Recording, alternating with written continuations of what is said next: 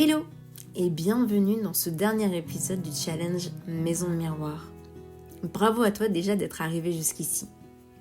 Aujourd'hui, on va s'attaquer à un espace souvent sous-estimé et pourtant essentiel à ton bien-être. Et oui, c'est l'entrée. Alors, en Feng Shui, l'entrée, c'est l'énergie que tu laisses arriver dans ta maison et dans ta vie. Alors bien sûr, comme pour les précédents épisodes, quand je dis maison, je parle d'habitat de manière générale et je parle aussi des appartements. Pourquoi est-ce que ton entrée est bien plus qu'un simple passage entre l'extérieur, la vie, et ton intérieur chez toi?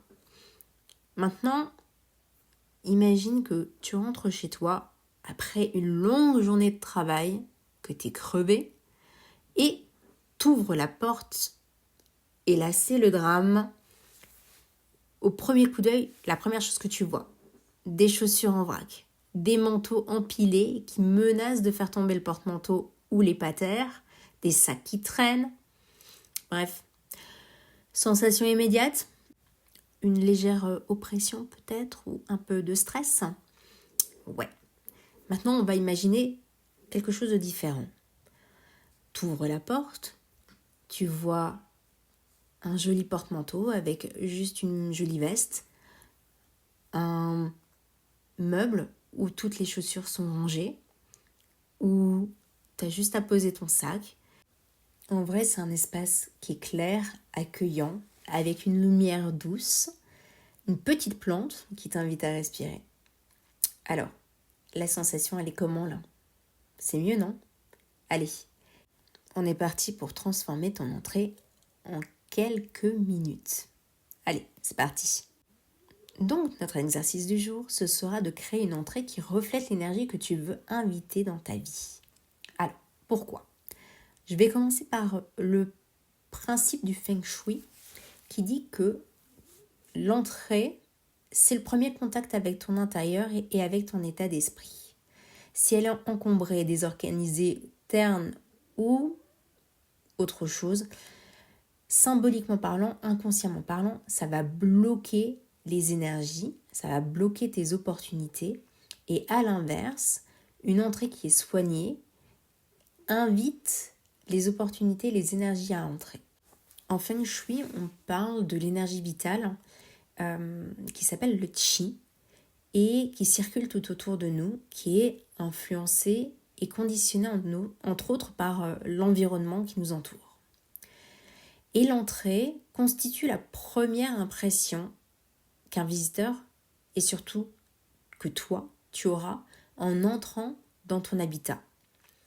Mais aussi, ce sera la dernière que tu verras quand tu sortiras. Et ça vaut pour toutes les personnes qui passent et pour les énergies qui passent par ces endroits. Donc, si tu veux avoir un bon chi, il faut que l'énergie qui passe cette porte d'entrée soit optimisée au maximum et qu'elle te soit agréable, accueillante, pour que l'énergie qui rentre soit elle aussi agréable et accueillante. Et dans le principe, si tu n'as pas une bonne entrée, harmonieusement organisée, préparée selon les principes du Feng Shui, c'est pas la peine d'essayer de faire un bon Feng Shui autre part, parce que ça ne marchera pas, vu que l'intérieur sera pollué par les énergies qui sont entrées par l'entrée. Alors, quand on parle d'entrée, il faut penser à plusieurs choses, il y a plusieurs éléments à prendre en compte. Il y a l'entrée intérieure, l'entrée extérieure et la porte d'entrée à proprement parler. Donc, quand tu arrives, que ce soit devant une maison ou la porte d'entrée de ton appartement, il faut déjà que tu te sentes accueilli avant même d'avoir vu la porte. Donc, ça peut être un paillasson, ça peut être des plantes, ça peut être une jolie couleur de porte, ça peut être quelque chose que tu vas accrocher sur ta porte, une couronne de fleurs par exemple. C'est déjà le premier visuel, la première impression que tu vas en avoir. La porte d'entrée, elle fait ce qu'on appelle le tampon entre l'extérieur et l'intérieur et ça représente vraiment la limite de territoire entre ton chez-toi et le reste de l'espace. Donc, on va essayer, pour des questions de sécurité, de bien-être inconscient, de limiter les portes qui sont vitrées. On préférera plutôt des portes pleines, ou alors avec un petit judas, parce que la porte vitrée en fait renvoie à un élément ouvert et de laisser une ouverture sur le monde, de se mettre à vue. Et ça, quand on a une porte d'entrée, c'est pas forcément ce qu'on va rechercher. On va chercher surtout à être en sécurité. Donc on va préférer une porte pleine.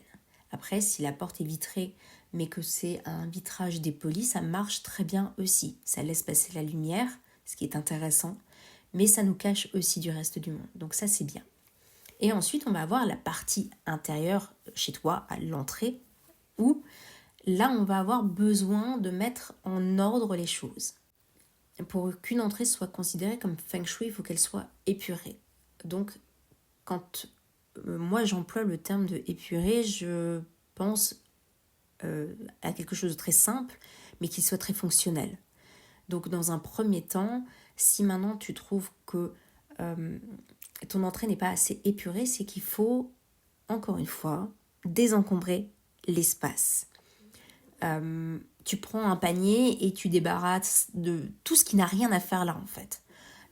L'entrée, et il faut que ce soit ultra pratique. Il faut que tu y trouves tes chaussures, ton manteau, ton sac, tes clés, si c'est l'endroit où tu les as installées. Un parapluie, pourquoi pas, des chaussons, peut-être un petit miroir histoire de vérifier que quand tu sors, tu sois au carré comme tu l'aimes. Mais les choses qui n'ont rien à faire là, genre les vestes d'hiver alors qu'on est en plein été, tu les ranges. Ça n'a rien à faire ici, ça encombre la pièce, ça bloque le chi, c'est pas bon.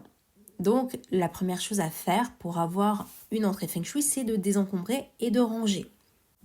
Et puis donc une fois que ça c'est fait, on va rafraîchir, réorganiser, on va passer un coup de chiffon pour enlever la poussière, parce que ça aussi c'est quelque chose qu'on ne fait pas assez souvent.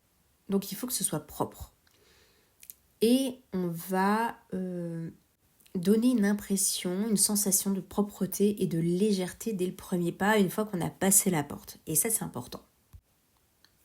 Une fois qu'on a tout mis au clair et qu'on a débarrassé ce qui n'avait rien à faire là et qu'on s'est concentré sur l'essentiel, on va pouvoir maintenant s'occuper de mettre les choses avec intention et d'ajouter une touche de chaleur et de décoration là-dedans.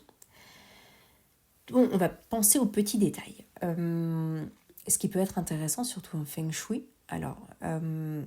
c'est qu'on va mettre une petite plante. Alors ça peut être une succulente, ça n'a pas besoin d'être très grand, mais la plante, en fait, elle a quelque chose de vivant, de chaleureux, de naturel, et ça nous...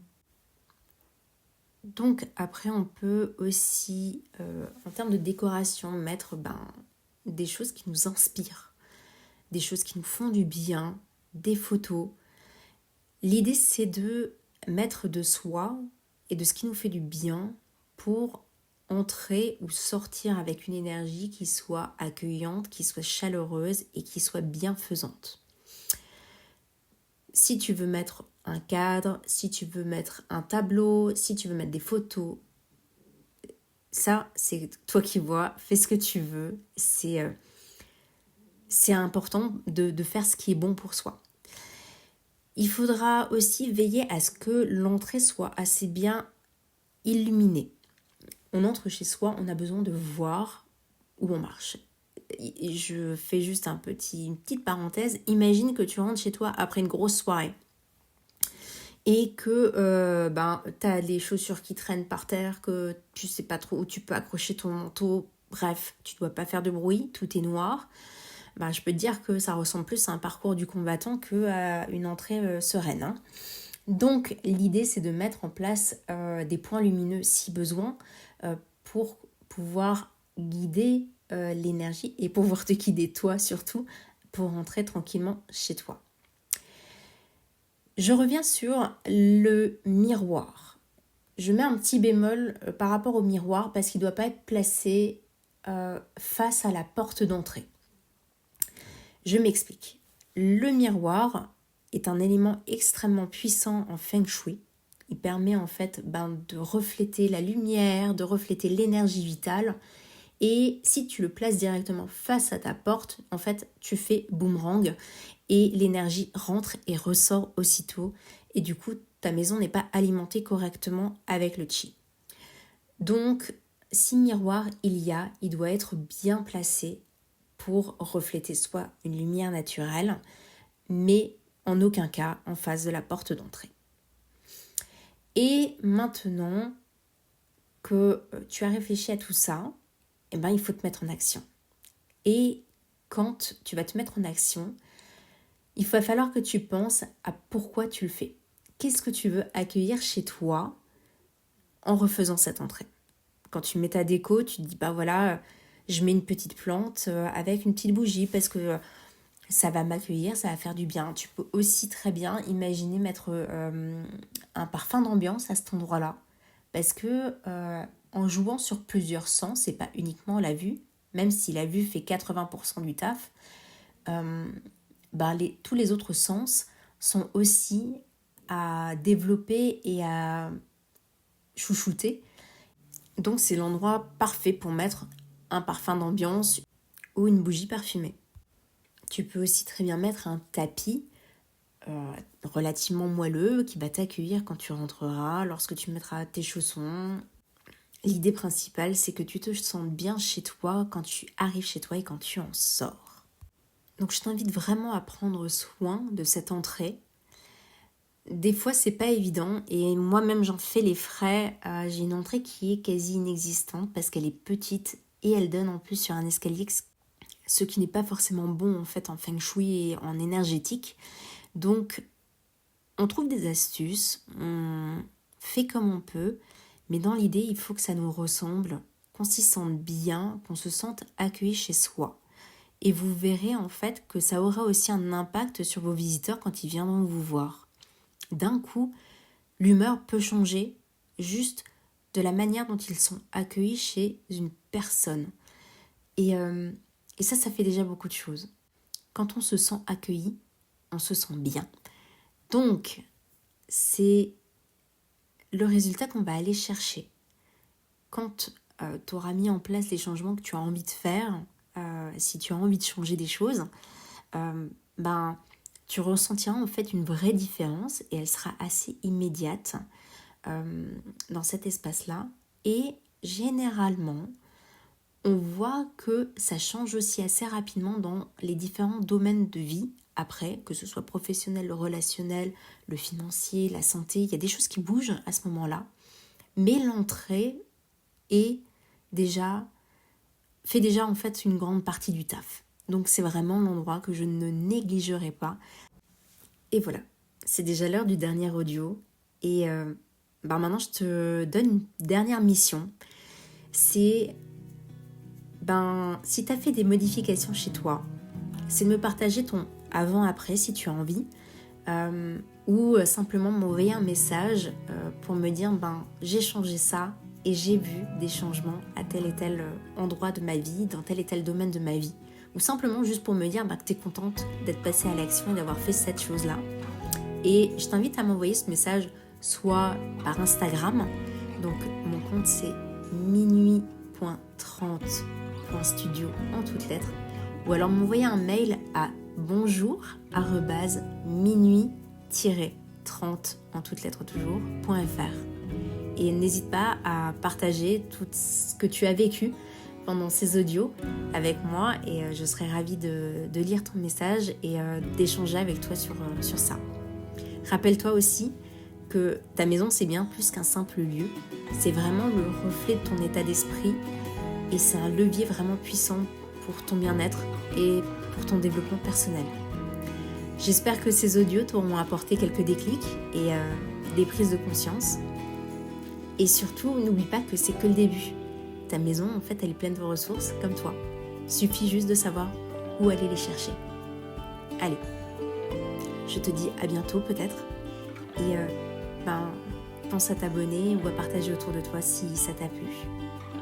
Merci d'avoir suivi ce challenge et je te dis à bientôt.